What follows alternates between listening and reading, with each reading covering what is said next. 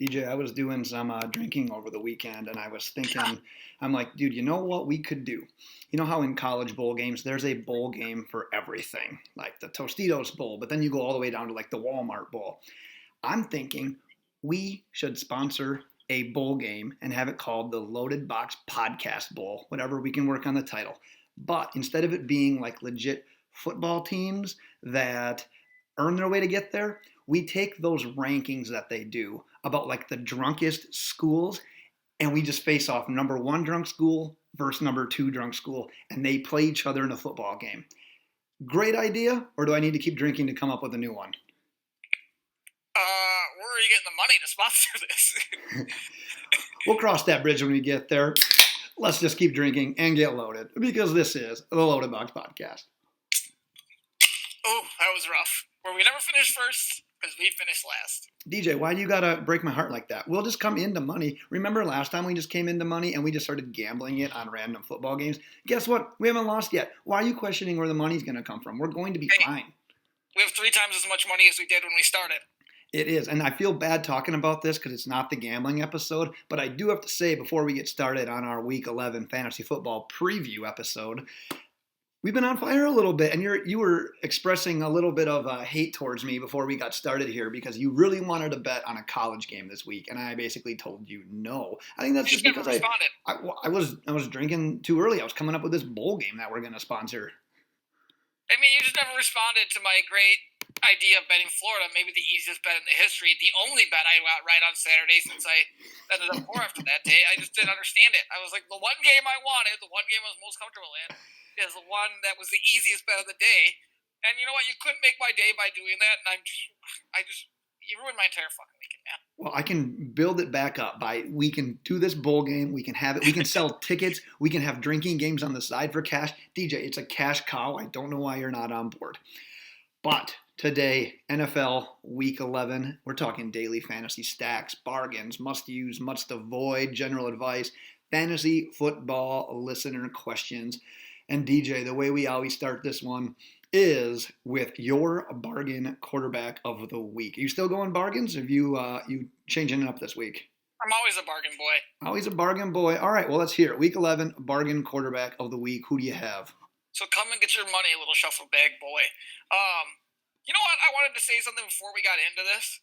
So I think you have a refrigerator outside. I have a beer fridge outside.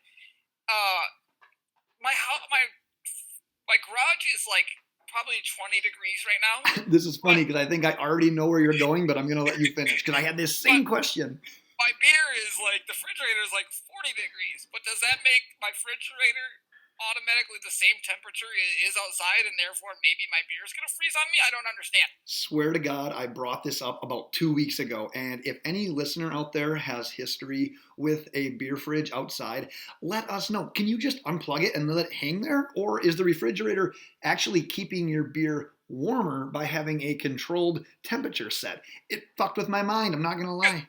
I was so confused. I was like, wait a second, I'm about to get a beer out of here. It's colder outside than it is inside the fridge, maybe. Yeah. Early in the temperature. And then, like, the little freezer part, because mine's a mini fridge, is like, I'm just all perplexed right now. Like, my mind's in a blender. I love that you thought about this at the same time that I did, because this is my first time ever having, like, an outdoor fridge. I don't know what to do. Listeners, we don't call on you often. We need you. This is life or death. So far, so good. Let's transition to your bargain quarterback. All right, I've got Kyle Allen, 7,200 going up against the Falcons. Like, let's not get fooled. The Falcons are not a good defense. I don't know what the Saints are doing. I don't know. I mean, we saw the Falcons defense going into the bye. They're trash. They're crap. They should have fired their coaches.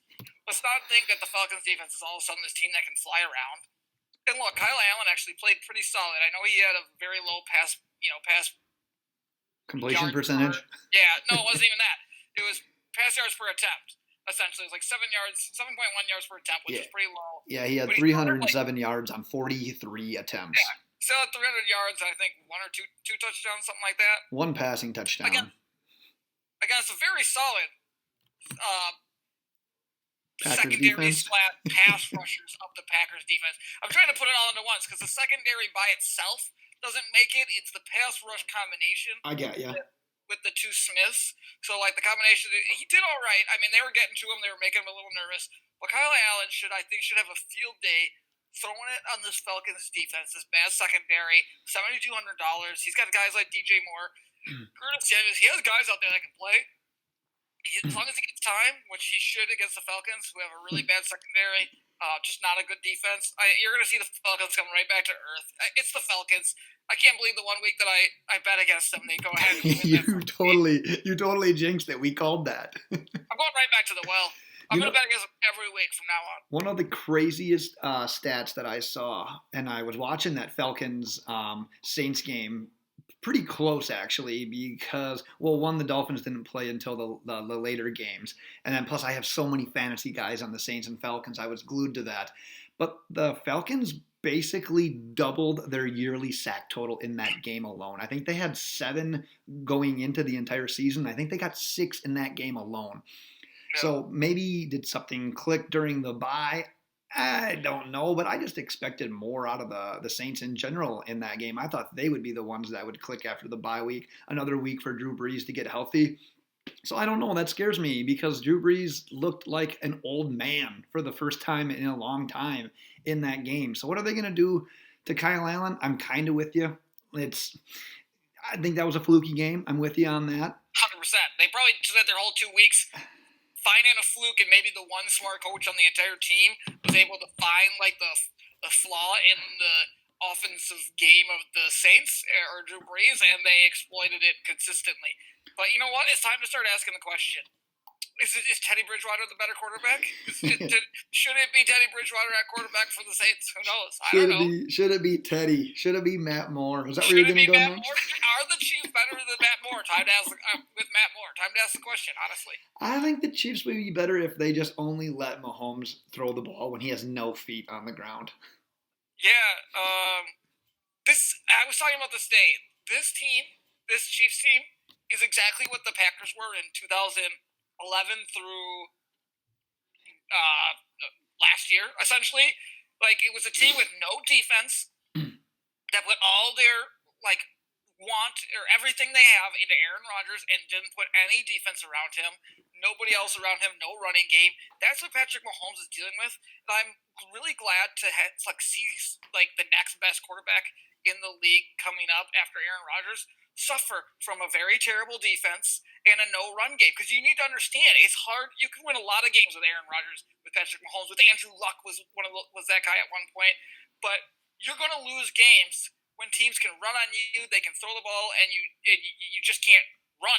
Like, there's so many things the Chiefs can't do, and Patrick Mahomes can't even save them. It's unbelievable. Now you guys need to appreciate how good Aaron Rodgers has been his entire career, getting them to multiple NFC Championship games by himself. Episode 232, Aaron Rodgers name drop.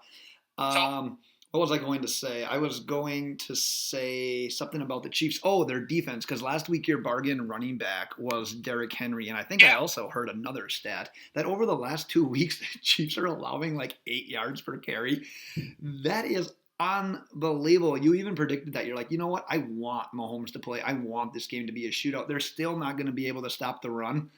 It's not even like Derrick Henry did anything like super extraordinary. He wasn't pulling Lamar Jackson spin moves. He wasn't hurtling dudes. He was literally cutting back, finding a hole, and then he just outran everybody. There was no defense for that. It was unbelievable. If you listen to me play Derrick Henry, you were in the money by itself. That's all you had to do. You could have played him by himself, and you were in the money. Yeah, I said my one hesitation was maybe they get into a shootout. Man, no hesitation. That was the simplest thing. One last thing on your Kyle Allen call here. I just pulled up his stats. He's only went over 20 points in fantasy one time this entire year, and it was his first game against the Cardinals. Since then, his highest is 17. That's the one thing that gets me, because I always kind of put my quarterback, I want 20 points. If I can get more, obviously I'm taking it. But I want a guy who I feel is very likely to get 20 points. And since he hasn't done it for 6 weeks, that's where I get hesitant with him. I mean, this is the perfect time to throw him in there. He's placed it against a Falcons D they're not good. I don't care about that game. I throw that game out the window. The Chargers had the same type of game against the Packers. It's like one of those games where every team has a blah game. Oh, Every yeah. really good team, I should say, every really good team is allowed like one blah game. That was the Saints. It was the Packers against the Chargers. I mean, Oh, even the it Niners happens every last year. night. Yeah. Even the Niners last night didn't look like the Niners have. Like once the Seattle Seahawks started, after that second drive started to go off, it's like Jimmy Garoppolo should have thrown 5 fucking interceptions. Like literally, I counted I think 5 interceptions he should have thrown. Oh, easily. That was unbelievable. Easily. And how great is that trade looking for Jadeveon Clowney? That Oh, dude was a one-man wrecking machine in that Monday night game. And I don't think they signed him long-term. I think he still might be a free agent after this year. Dude, lock that dude up as soon as you can. I never understood the hate for that guy. Like, some people that questioned his motor and everything, he wasn't like a huge sack guy. He's getting hurries every single drop back in that game. I texted you and it was just like, Jadeveon Clowney does not like Jimmy G this game, like at all. He didn't. He hated him. I felt bad. Oh, We're for still on sure. my quarterback. Holy shit! Let's move on. I'm going to ask you a question about these quarterbacks. One of these 4 is my quarterback for the week, and it is involved in my stack of the week. So, of these guys on FanDuel, at least, who are $8,100 and higher, which would you be more likely to use if you went expensive? I'm going to do them in order of price. Lamar Jackson, 8,800 versus the Texans. Drew Brees, 8,300 versus the Buccaneers. Deshaun Watson, 8,200 versus the Ravens. Or Dak Prescott, 8,100 versus the Lions. I think I like Drew Brees the most in a bounce back week against the Bucs. The Bucs, who have potential. I mean, you saw what Kyler Murray did last week. He had 3 touchdowns and an interception. Everybody knows that you have to throw on the Bucs because you can't really run, and they still can't stop it. They're bringing. They don't have to put that many guys in the box, and they're still getting thrown all over them. It's unbelievable how bad their secondary is. I think Lamar Jackson's going to have a ton of trouble against the Texans. I think the Texans' biggest strength is stopping the run and the guy up front, but again, their secondary is not great. Lamar Jackson can't throw the fucking football. Like, I'm going to say this every week. It's great. I love what he's doing. It's exciting to watch. I love watching him play right now. Like, the moves he's putting on, what he's doing is excellent, but historically in this league, that lasts for so long, and then eventually, I just don't think he's going to win a playoff game, because that's when you run into teams getting locked down, teams getting full season tapes on you. I don't know if Lamar Jackson's ever going to win a playoff game. I'm saying this right now, if he doesn't learn how to throw the football consistently. But I love watching him. Yeah, the nice thing for him is the way that this is shaping up. God, just the way that the AFC West is, if the Chiefs don't start winning here, they could literally fall into a bye week. That means they're going to get one of the team that wins, obviously, in the wild card, but they're going to get them at Baltimore. It's likely going to be that crappy Baltimore weather conditions. So they're just going to have such an advantage that I think they could easily win a playoff game. So I don't want to go that far. The same thing could happen to him last year. The player that I'm going to go with here, like I said, he's part of my stack of the week as well. I'm going to go back to Dak Prescott, 8,100 versus the Lions, and I'm going to stack him with Amari Cooper. It's a super expensive stack, but if you listen to DJ's bargains, you can make it happen. Dak, I'm going to run through the numbers. Averaging 23 points a week. Like I said, I want 20 points every week for sure out of my quarterback. He's only been under 18 one time this entire season. Last 2 games, 3 passing touchdowns in both of the games. Versus that Vikings defense, the Vikings defense, I believe, was like 13th against the pass. Nearly 400 passing yards, the 3 touchdowns. And then you look at Amari Cooper. Last 3 games, 13 points, 16 points, 26 points. And against that Vikings defense, 11 catches, 147 yards, and a touchdown. The dude was questionable. Like, they didn't even know if he was going to be good to go in that game. And he tore up that defense. Now they get the 27th ranked pass defense in the Lions. Not scared whatsoever. I'm not scared of the week-to-week regression that Dak may have here. I think it's a pretty safe. It's expensive, but it's a safe bet that Dak can get you over that 20, and Cooper's going to go over 120 and probably a touchdown again. So I love that stack this week. Kentucky is down 3 points to Evansville with 6 minutes and 2 seconds left. Dude, watch out for Evansville this week. I almost couldn't even say Evansville. They just turned into the number 1 team in the country, college basketball podcast. There it is. Let's go to the DFS running back podcast. Who do you got for your bargain running back All right. this week? This guy I could not believe was only $6,700. Like, I had to glance choice. I got Tevin Coleman easy. $6,700 versus Arizona. The way the Niners use Tevin Coleman reminds me of the same way they kind of use the Packers use Aaron Jones. Like, they move him all over. They put him out wide. They put him in the backfield. They find ways to get him the ball most of the time. Obviously, Seahawks figured out a way. They just played good last night. They got him out of their game plan, and that's the only way you could stop like Aaron Jones. You got the Packers on their game plan. Aaron Jones is not as useful. And it's the same thing for Tevin Coleman. You get them out of their game plan, they can't do what they want to do. They're going to be able to do what they want to do against Arizona, the Niners here. And Coleman, similar to Jones, it has one bad or not great game, like once every 5 games, and then it's just going to be a bounce back. I honestly expect like 2 to 3 touchdowns out of him flying all over the field, and they're going to put the emphasis back on the run game and get back to what they're good at.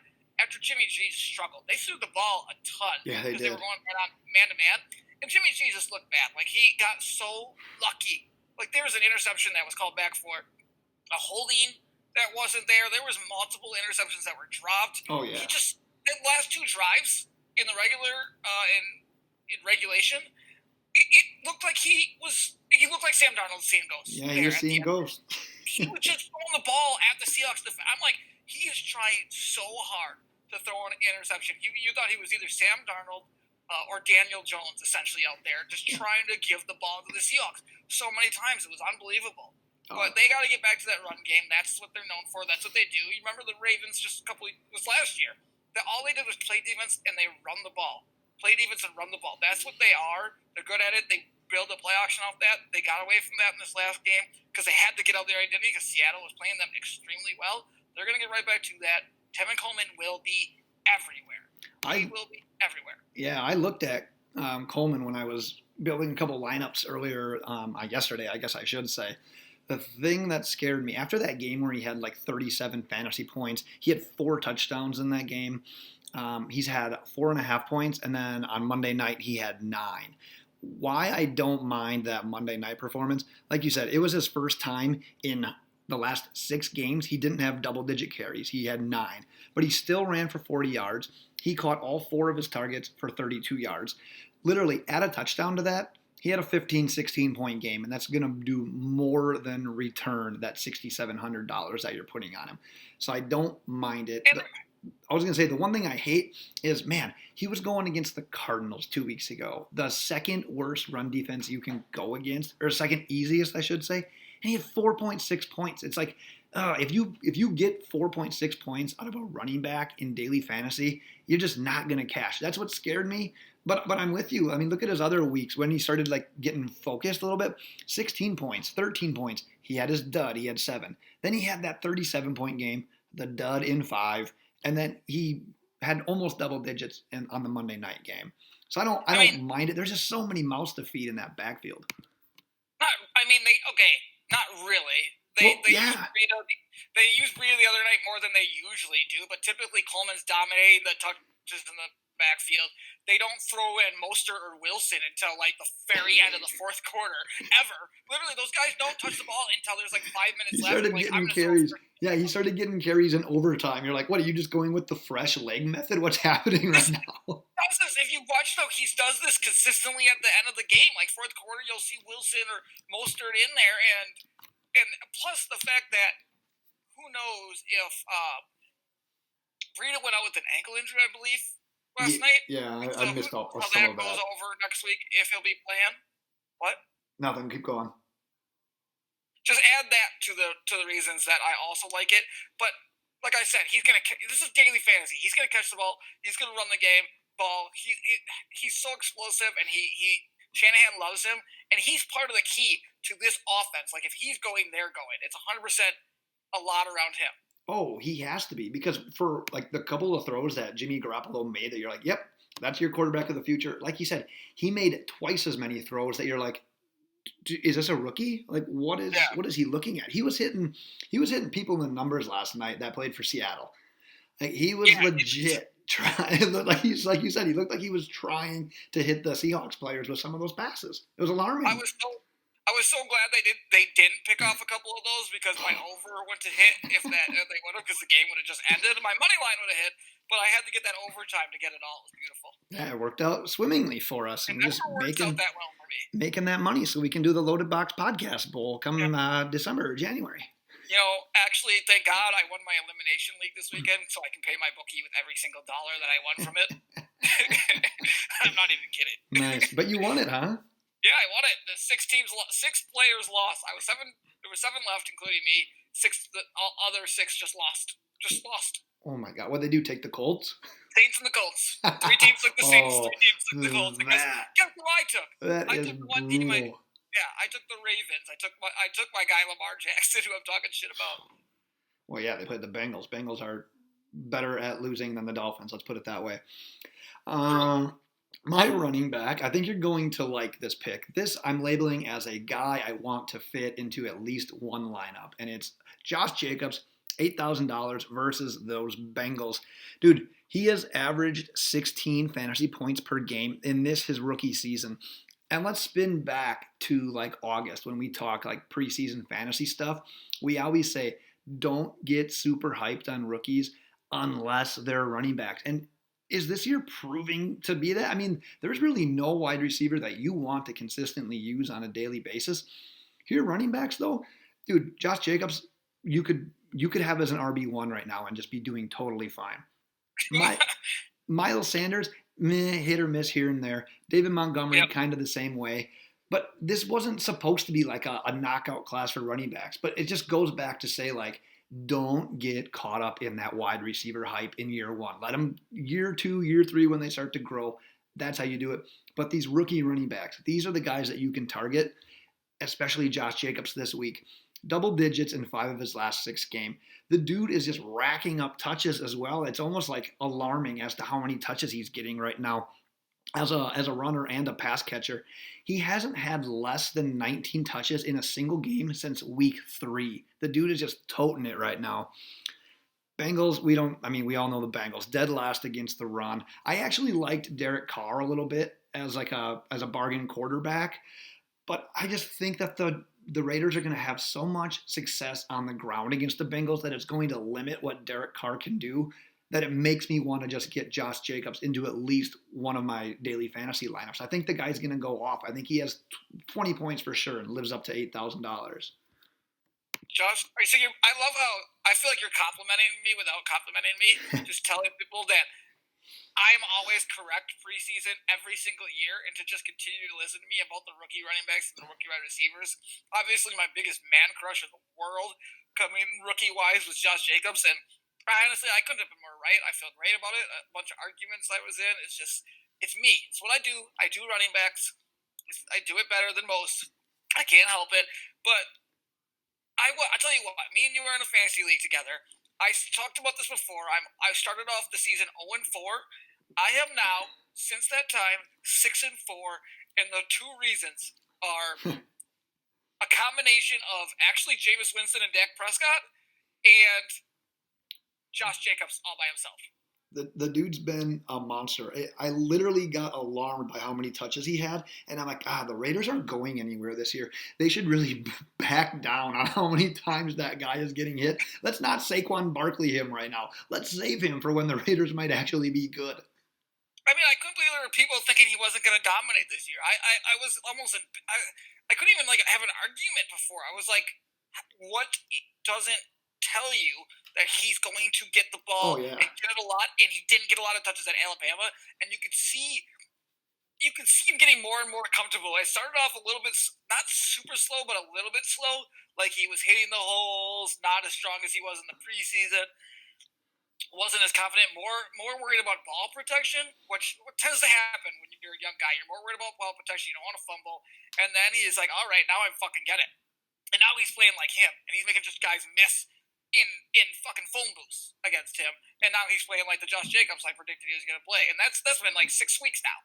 Well, and especially as like the way the NFL has evolved and the way that teams, like successful teams, use running backs, the dude is like the cutout of what you want. He Yeah. is that good out of the backfield. He does make people miss. He does have the speed to break it. And now he plays the Bengals. Like I am doing everything I can to get him in as many lineups.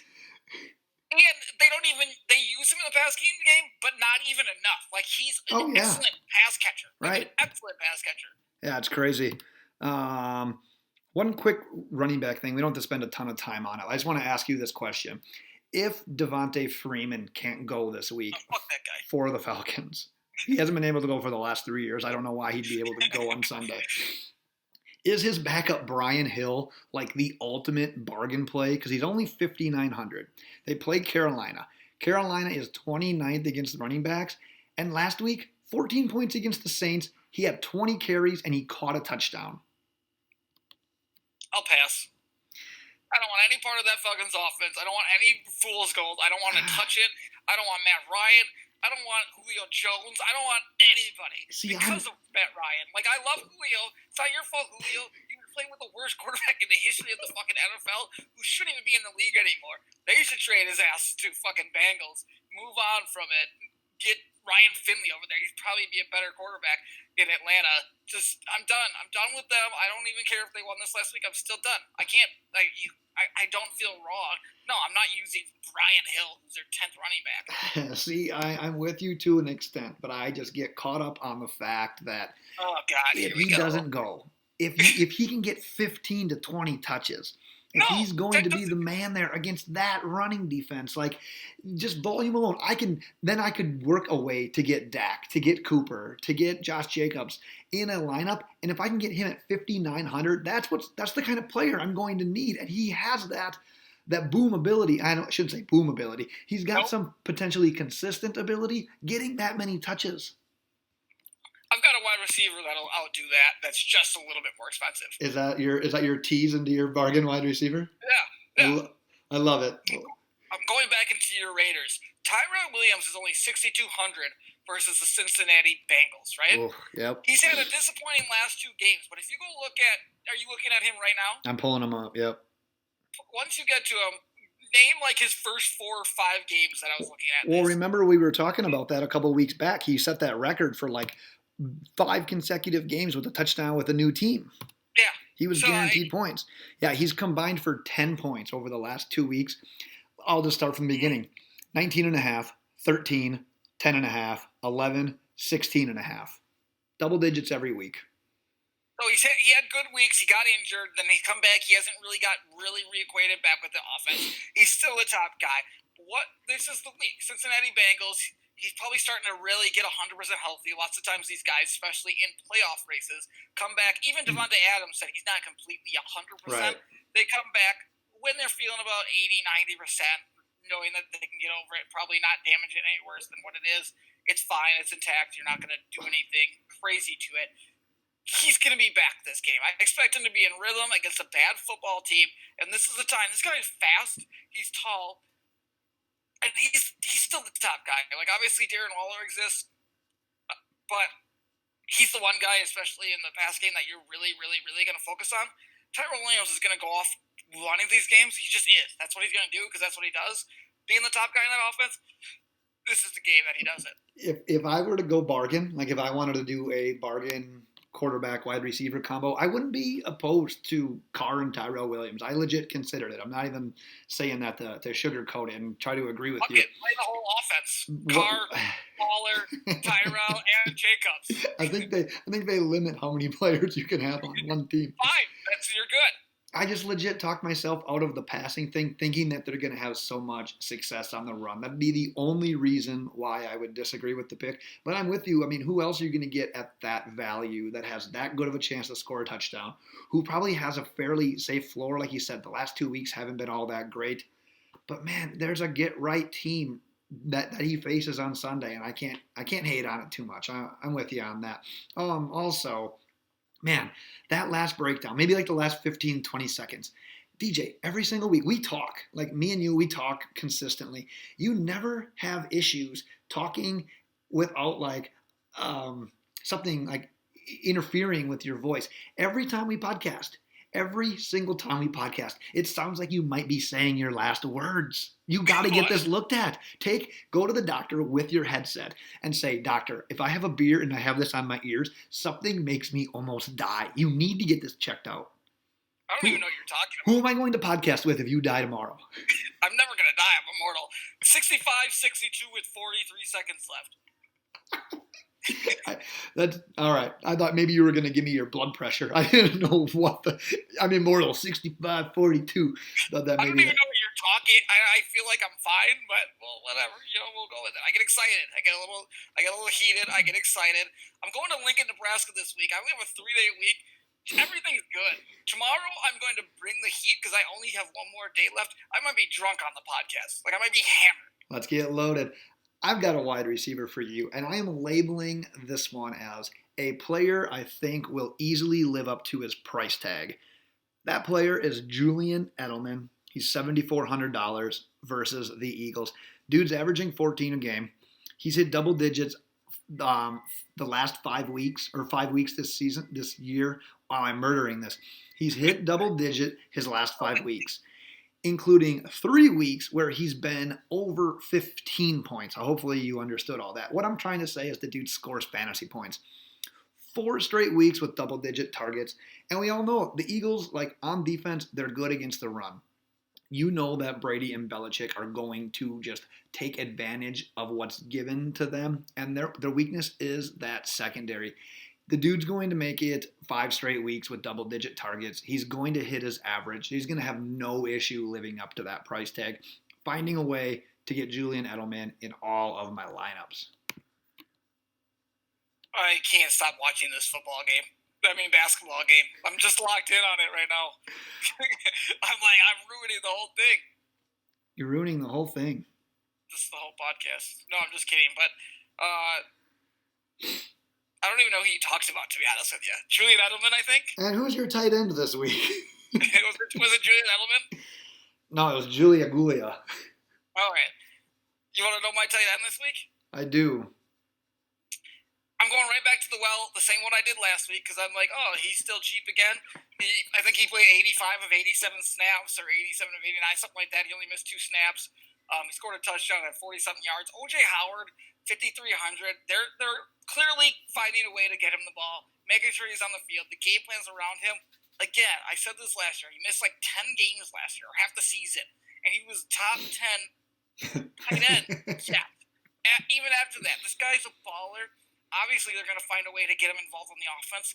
Just keep playing him. If you're going to keep giving me value for 5,300, that's the only guy I can reasonably find now that he's healthy that I'm going to throw in my lineup. And RIP to Chris Herndon. Yeah, you said you killed Chris Herndon before he could even play this year. Thanks a lot for that. You said the keyword early in your breakdown, and that was keywords, I should say. He scored a touchdown last week. I think that might have been one of maybe 1 or 2 that he has for the entire year. But yeah, $5,300. You're taking one of the most athletic tight ends in the league, playing against the Saints, probably an average, decent matchup. I don't mind that. The Buccaneers are throwing the ball all over the place right now. He's going to be a target. It's whether or not. It seems like Winston's going to just key in on a dude and just make him happen every single week. It could be Howard's week, and for $5,300, I can't hate it that much. My tight end is about the same price. He's $5,200. It's Eric Ebron versus the Jags. The dude should have had a tight end, or I should have had a tight end. Should have had a touchdown last week. I still don't know how the Dolphins intercepted that pass from him. Instead, Jack Doyle ended up getting the touchdown. But man, he had 12 targets last week. I believe that was a season high. I see it happening again versus the Jags this week. He should get a touchdown. That's what you're looking for at tight end in FanDuel, unless you're trying to go for one of the main guys. But the position is so just basically hit or miss that I can't even fathom spending a lot of money on the tight end position right now, because if it flops like it has a 50% chance of doing, you just wasted all that money and you're going to get the same production as you are out of a guy like Howard or Eric Ebron that you spent $1,000 to $1,500 less on. So I'd use either one of the tight ends that we talked about today. Do you know how low my expectations of tight ends are? Literally, all you want is a guy that's going to suit up, right?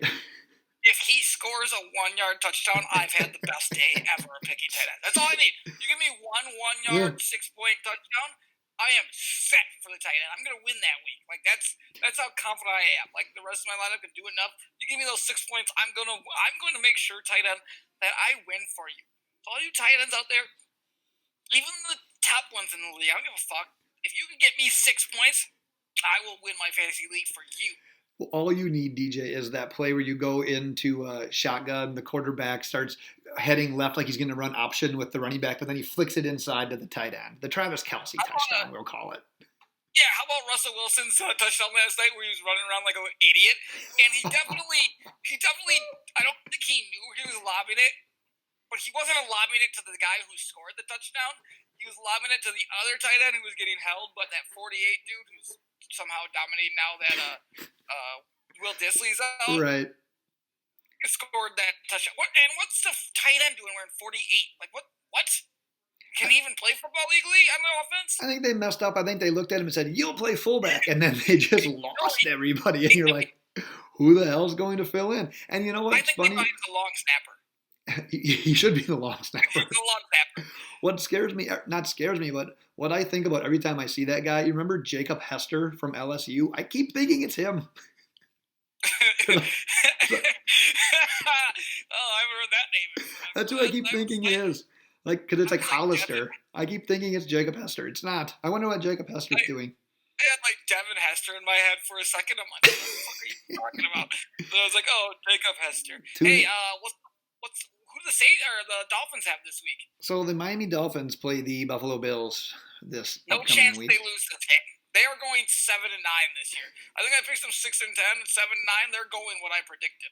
If things keep going the way they have been going, the Miami Dolphins are going to pick 17, 18, and 19 probably in the NFL draft. Actually, it won't even be that because the Steelers and Texans are going to end up winning too many damn games. So Dolphins will pick like between that like 10, 15 range. And then you have the other two teams who are going to make the playoffs now because all of a sudden Minkah Fitzpatrick is the defensive player in the entire NFL. It's unbelievable. Oh, he's dominating. You can't and it's terrible because you guys literally don't want to. Like, you can't win. Like, you're not supposed to be winning because now you're just if you win one more game, you're looking at like number 6 pick or something. The way the league's going here right now, like you're not gonna get Burrow or you're not even gonna be close to one of those guys. It's going to be like the year where they ended up having to settle for Ryan Tannehill, but they drafted a quarterback just because they ended up needing one. God, if you go down that road, it's another 7 years of just 8-8. Herbert's good. Fuck off. People love him. I'm gonna jump on the Herbert train pretty quick here.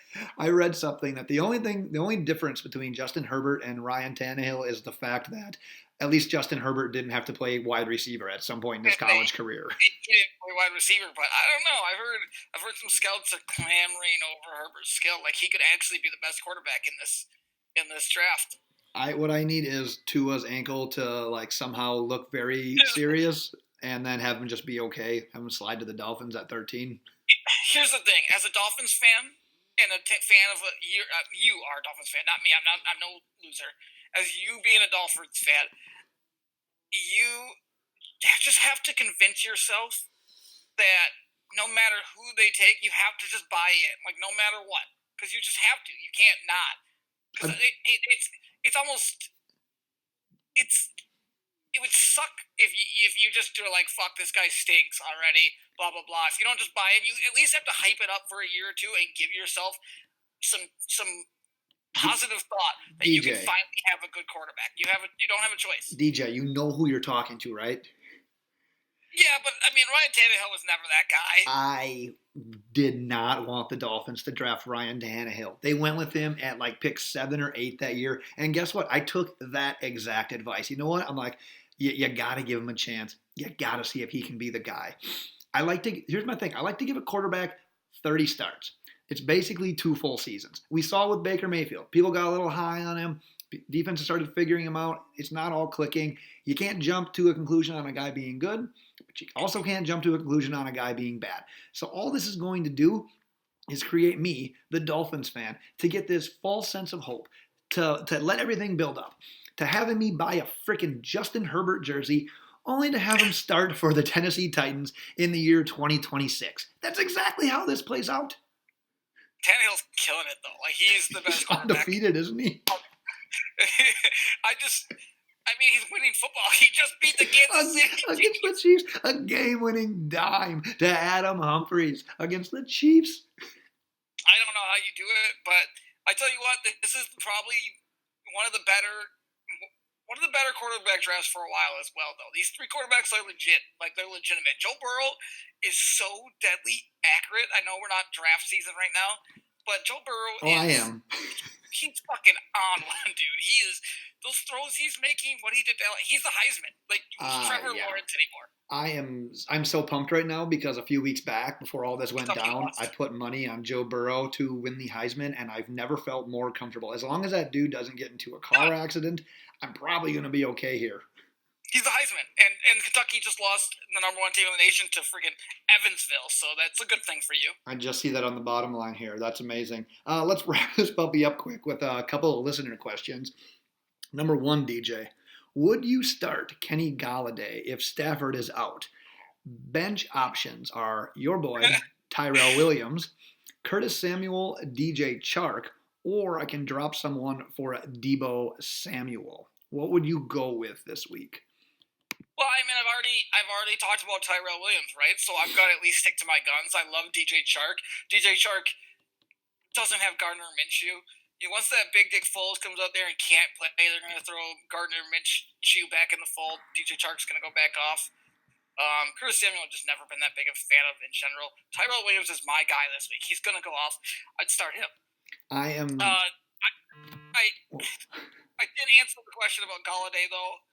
No, because Jeff Driscoll used to play at Florida, and I didn't think he'd ever. I didn't think he'd be I thought he just ran the ball kind of a little bit and did some things. I don't understand how he's a quarterback in the NFL. Well, it's funny because both him and Jacoby Brissett were one-read guys. They never looked like great quarterbacks while they were at Florida, and here they are. Lo and behold, Jacoby Brissett looked good for the Colts, and Jeff Driscoll's still floating around in the league. But here's Tim Tebow on SEC Network breaking down college football. He's talking about those guys. The world isn't fair sometimes. I express a little sympathy earlier to this listener who had this question because I also am an owner of Kenny Golladay.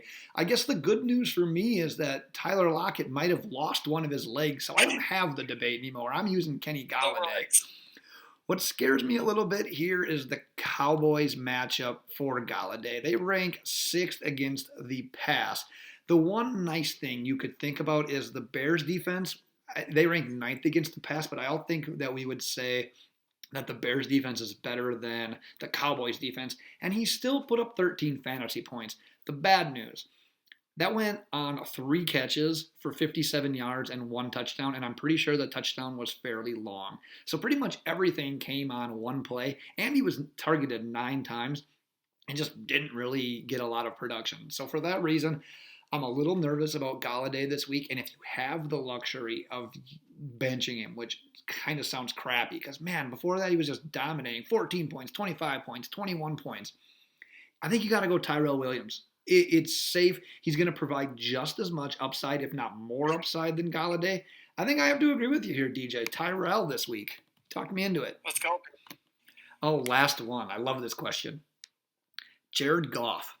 Is he droppable right now for a guy like Derek Carr? I mean, Jared Goff is one of those guys that's only streamable at this point, right? So he's worth dropping if it's a matchup that's just not well. But if you see matchup next week and you can hold him on your roster because there's just no guys that you need to replace him with, then hang on to him. But he's just one of those streaming guys. So if it's right. you don't want to get rid of that running back depth or wide receiver, whoever it may be that you like on there, then yeah, absolutely stream him. You can go pick him up next week. Hopefully, if somebody doesn't grab him at that point. Anyways, so right. Nope, I'm actually exactly with you on that one, so I won't add any more to that. Do you have anything else you'd like to add to this podcast before we get set for tomorrow's gambling podcast? No, I just want to gamble right now. Well, as always, check us out on Twitter @LoadedBox. Check out our website, loadedboxpodcast.com. Next episode, as I said, we'll be back to preview Da-da-da. week 11 from a gambler's perspective. We're available on iTunes, Google Play. We used to be on Spotify. I don't know what the hell happened. And YouTube. Subscribe, rate, and review. DJ, send us out. Bye.